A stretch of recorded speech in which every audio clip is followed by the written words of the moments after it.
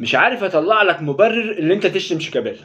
اولا الراجل بقاله فتره ما بيلعبش ومفيش اي احتكاك، واخد بالك، والدنيا هاديه، والوحيد اللي مستفيد في المنظومه دلوقتي من دخول الجماهير هو النادي الاهلي، والجماهير بتخش بتاعت النادي الاهلي باعداد كبيره جدا، وما شاء الله شكلهم حلو، كان في ماتش الهلال وفي ماتشات الدوري، والجماهير بتاعت الاهلي هي الوحيده اللي بتحضر، وقلنا بوابه لدخول الجماهير. كده كده جماهير الزمالك ما بتحضرش عشان خاطر الزمالك ماشي وحش في الدوري في افريقيا، فكده كده الجماهير قليله جدا اللي بتحضر، الوحيد اللي ماشي كويس هو الاهلي، فالجماهير بتحضر بتاعته وشكلها حلو.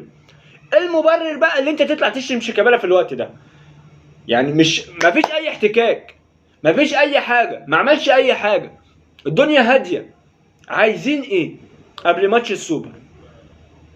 مفيش مبرر.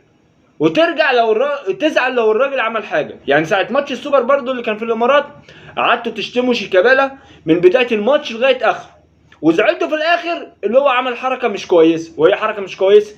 طب زعلتوا ليه؟ قال لك اصل كان فيه بنات واولاد وحريم وامهاتنا وبتاع.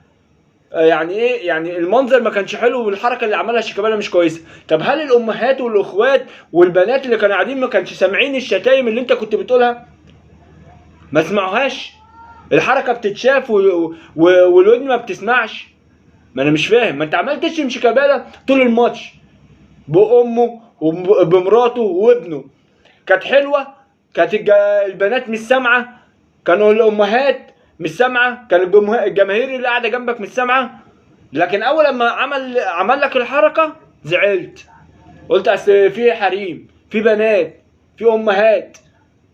ما انت يعني معلش، مفيش، انا من وجهه نظري مفيش لعيب عايز يحتك بالجمهور، ان كان اهلي ولا زمالك، خلي بالك، مهما كان بقى شيكابالا مستفز مش مستفز، والراجل اصلا يعني انت اللي على طول بتبدا بشتمته، هو الراجل بيتضايق، بيغير على اهل بيته يا عم، مش بارد.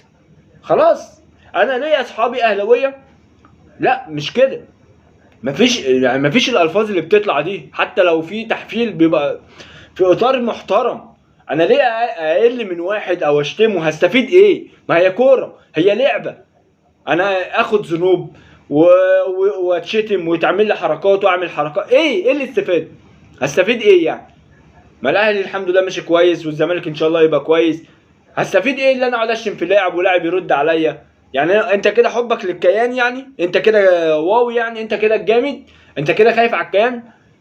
هي لعبه متعه، استمتع، ما تعديهاش اكتر من كده. ليه شتيمه بالام والاب وضرب والكلام ده؟ ليه؟ اللعبه اسهل من كده، مفيش اي مبرر والله. سلام.